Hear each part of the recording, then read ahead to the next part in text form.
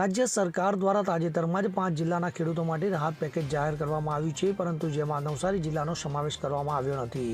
તો જિલ્લાના ચીખલી તાલુકામાં ગત 27મી સપ્ટેમ્બરની રાત્રે આવેલા વાવાઝોડાના વરસાદે મોટા પાયે તબાહી સર્જી હતી. તો વાવાઝોડામાં તાલુકાના 33 જેટલા ગામોમાં ઘરો અને ખેતીવાડીઓને મોટું નુકસાન પહોંચ્યું હતું, જેમાં ખેતીવાડી દ્વારા નુકસાનીના સર્વેમાં 1300ની આસપાસ ખેડૂતોના આંબા, ચીકુના 3500 જેટલા ઝાડોના આંશિક અથવા સંપૂર્ણ નુકસાન ઉપરાંત ડાંગરમાં 272 હેક્ટર, આંબા ચીકુમાં 382, કેળમાં 2.20, પપૈયામાં 2.00, શેરડીમાં 25.50, શાકભાજીમાં 22.00 મળીને કુલ 705.87 હેક્ટર જમીનમાં નુકસાન થવાનું બહાર આવ્યું હતું. ત્યારે કેટલાય ખેડૂતોના આવકનો મુખ્ય દમદાર એવા આંબા, કલમ અને ચીકુના ઝાડો મૂળમાંથી ઉખડીને જમીન દોસ્ત થતાં વર્ષભરની આવક ગુમાવવાની નોબત આવી હતી.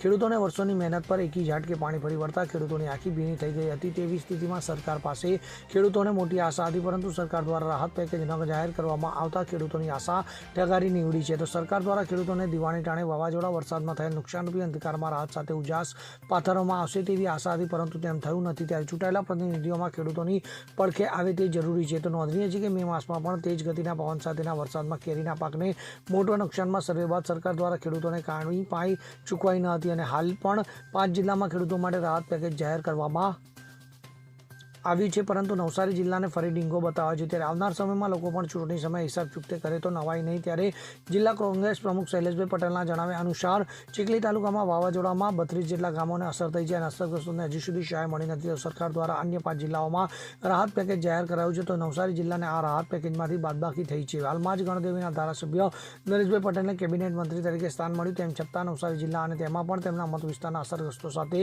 સરકારે અન્યાય કર્યો છે. તો આ યોગ્ય નથી. જો સરકાર દ્વારા આગામી દિવસોમાં નવસારી જિલ્લામાં રાહત પેકેજ જાહેર કરવામાં ન આવે તો કોંગ્રેસ પાર્ટી દ્વારા ઉગ્ર આંદોલન કરવામાં આવશે હોવાની ચીમકી ઉચ્ચારવામાં આવી છે. દીપક સોલંકી સાથે CN24 ન્યૂઝ, ચીખલી. હવે જુઓ દેશ દુનિયાની તમામ ખબરો તમારી આંગળીના ટેરવે. ઉઠાવો મોબાઈલ અને Google Play Store પરથી ડાઉનલોડ કરો અમારી CN24 ન્યૂઝ મોબાઈલ એપ.